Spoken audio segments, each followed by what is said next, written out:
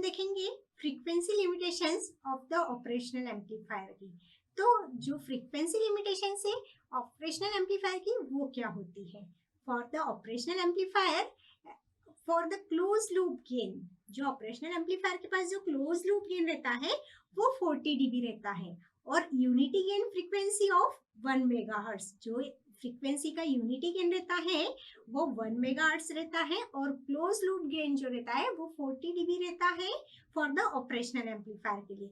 और cut off frequency of the operational amplifier ये भी 1 किलोहर्ट्ज रहती है, 1 मेगाहर्ट्ज भी वो रहती है। तो ऑपरेशनल एम्पलीफायर ये यहाँ पे कंसीडर होता है जहाँ पे भी हम एनालॉग इलेक्ट्रॉनिक डिजाइन करते हैं, एनालॉग इलेक्ट्रॉनिक जो सर्किट्स डिजाइन करते हैं, जो डिवाइसेस डिजाइन करते हैं, तो वहाँ पे हमें यहाँ पे ऑपरेशनल एम्पलीफायर में ये लिमिटेशंस, उसकी फ्रीक्वेंसी लिमिटेशंस कंसीडर करनी पड़ती है। मेनली डिजाइनर को इसका बहुत ध्यान से डिजाइन करनी पड़ती है, लिमिटेशंस को ध्यान में रख के। तो जहाँ पे हम एनालॉग कंप्यूटर्स एरा ओपैम्प्स के जो यूज करते हैं, मैथमेटिकल ऑपरेशंस जहाँ पे यूज करते हैं, फिर जहाँ पे एनालॉग वोल्टेज जहाँ पे यूज होते हैं, जैसे कि उस नाम से ऑपरेशनल एम्पलीफायर के नाम से, तो वहाँ पे ये फ्रीक्वेंसी लिमिटेशंस की बहुत नेसेसिटी हो जाती है। तो ऑपरेशनल एम्पलीफायर जो है या टिल डेट तक एक एक्सटेंसिवली यूज होता है फॉर द वोल्टेज कंपैरिजन के लिए, और डिफरेंशिएशन के लिए यूज होता है ऑपरेशनल एम्पलीफायर, इंटीग्रेशन के लिए यूज होता है। मतलब ये इस टाइप के जो मैथमेटिकल ऑपरेशन है वहां पे ऑपरेशनल एम्पलीफायर हम मेनली यूज करते हैं। कंपैरिजन, डिफरेंशिएशन, इंटीग्रेशन, समेशन और मेनी मोर हम मैथमेटिकल ऑपरेशंस परफॉर्म करते हैं। तो वहां पे फ्रीक्वेंसी लिमिटेशंस की बहुत ज्यादा नेसेसिटी हो जाती है। ऑपरेशनल एम्पलीफायर सर्किट्स ये बहुत इजी है to implement for the different purposes, पर उसके पास कुछ लिमिटेशंस रहते हैं।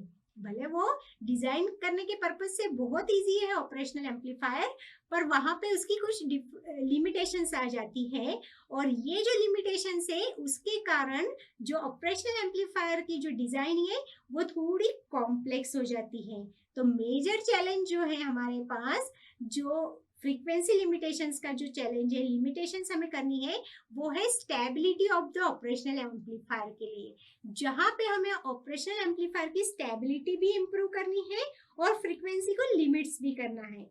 तो यहाँ पे stability of the operational amplifier को इम्प्रूव करना है, जहाँ पे हमें वाइड बैंडविड्थ चाहिए एप्लीकेशंस में, बैंडविड्थ भी वाइड होनी चाहिए, स्टेबिलिटी भी मेंटेन होनी चाहिए, इसलिए हमें यहाँ पे फ्रीक्वेंसी लिमिटेशंस की बहुत ज्यादा रिक्वायरमेंट रहती है। तो ये जो लिमिटेशंस है फ्रीक्वेंसी लिमिटेशंस, इसको हमें ऑपरेशनल एम्पलीफायर को कॉम्पनसेट करके और फ्रीक्वेंसी रिस्पांस को उसको हमें कॉम्पनसेट करके यहाँ पे फ्रीक्वेंसी कॉम्पनसेशन सर्किट यूज करके हमें यहाँ पे फ्रीक्वेंसी सेट करनी पड़ेगी। तो स्टेबिलिटी ऑफ द एम्पलीफायर ये हाईली डिपेंड करता है डिफरेंट पैरामीटर्स में।